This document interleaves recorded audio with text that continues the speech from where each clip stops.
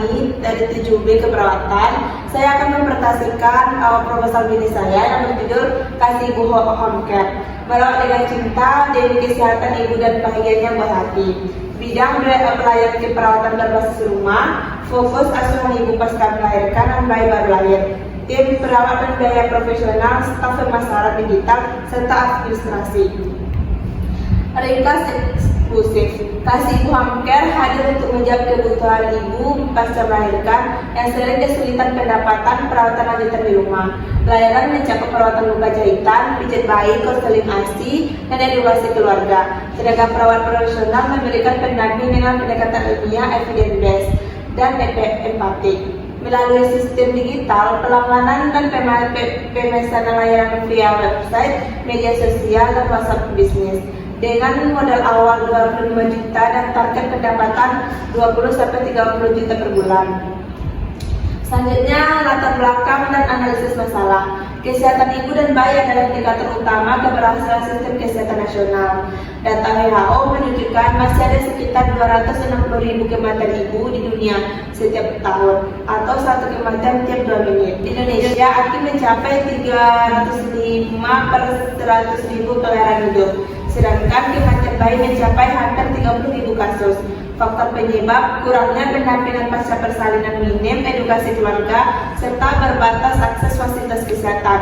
Kasih Ibu Home Care hadir untuk mengatasi kesenjangan tersebut melalui layanan home care profesional yang mendukung aspek fisik, psikologis, dan edukatif.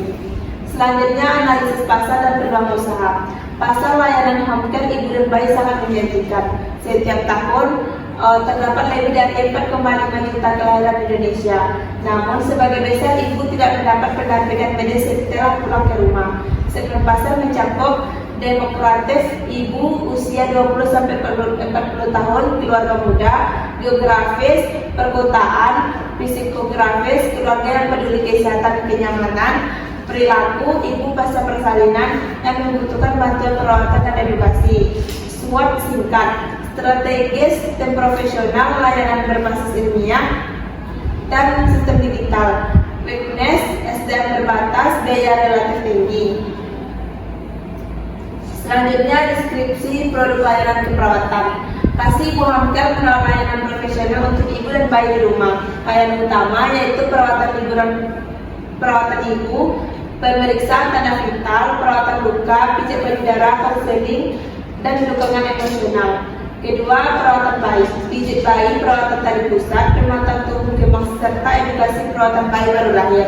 Selanjutnya, konseling online dan edukasi melalui WhatsApp, Zoom, atau aplikasi Kasih Ibu Home Care. Produk pendukung minyak pijat bayi herbal, spray antiseptik alami, dan minyak relaksi ibu. Paket layanan yang pertama basic 500.000 per kali kunjungan ibu dan bayi. Yang kedua premium 1,1.200.000 per 3 hari perawatan dan tambah edukasi. Yang ketiga langganan bulanan yaitu 3,500.000 8 kunjungan tambah konseling daring. Yang keempat kelas edukasi 250.000 4 sesi printing dan aksi. Selanjutnya strategi pemasaran. Strategi utama branding, logo dan tagline yang mencerminkan kesehatan serta profesionalisme, promosi offline, brosur, pamflet di klinik bersalin, apotek, dan seminar ibu muda, digital marketing, website resmi, dan aplikasi layanan, optimalisasi SEO dan iklan di Instagram, TikTok, konten edukasi berupa artikel, video, dan infografis, kolaborasi, klinik bersalin, bidan, apotek, komunitas, printing, dan ahli gizi, loyalitas pelanggan, program membership, diskon pelanggan lama, dan newsletter edukasi. Selanjutnya, struktur organisasi dan rencana SDM. Struktur organisasi dan terutama pengambilan keputusan dan pengawasan strategis, manajer operasional, mengatur jadwal kunjungan dan kontrol mutu layanan. Yang ketiga, tim perawat dan bidan, pelaksanaan layanan keperawatan ibu dan bayi. Yang keempat, tim administrasi dan keuangan, pengelolaan tagihan dan laporan. Yang kelima, tim pemasaran dan IT, branding, promosi, dan sistem digital. Selanjutnya, rencana SDM, rekrutmen perawat dan bidan bersertifikat. sertifikat. Yang kedua, pelatihan berskala, teknik pijat baik, konseling komunikasi terapeutik. Yang ketiga, penilaian kinerja berdasarkan keputusan pelanggan. Yang keempat, pemberian insentif dan bonus bagi kinerja terbaik. Selanjutnya, rencana keuangan, sumber modal pribadi dan dugaan pinjaman mikro, potensi investasi dari mitra sektor kesehatan, estimasi pengeluaran bulanan, gaji dan tunjangan STM 10 juta, operasional dan transportasi 3 juta, promosi digital, marketing 2 juta, pendapatannya paket layanan home care dan produk herbal 25-30 juta per bulan. BEP dicapai dalam 5-6 bulan dengan keuntungan stabil 20-25% setelahnya. Selanjutnya, analisis risiko dan rencana mitigasi. Jenis risiko, kompetensi dan strategi mitigasi. Klinis, infeksi atau kesalahan tindakan, SOP ketat, sterilisasi alat, pelatihan rutin. Operasional, keterlambatan staf, gangguan transportasi, jadwal fleksibel, kendaraan cadangan, backup SDM. Regulasi, izin praktek dan perlindungan data pasien. Kepatuhan Kemenkes, audit legal tahunan.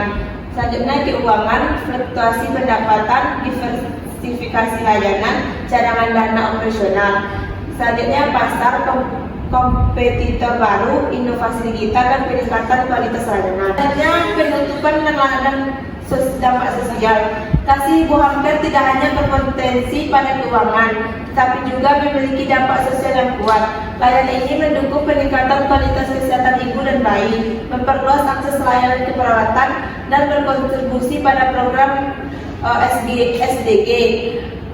Selain itu, usaha ini membuka lapangan kerja bagi tenaga keperawatan muda dan meningkatkan citra profesi sebagai profesional inovatif, empatik, dan berorientasi solusi. Dalam jangka panjang, Kasih Ibu Hamka diharapkan menjadi pelopor layanan home care material di Indonesia yang dapat teraplikasikan secara nasional. Baik, hanya itu asal presentasi dari saya. Saya ucapkan terima kasih. Assalamualaikum warahmatullahi wabarakatuh.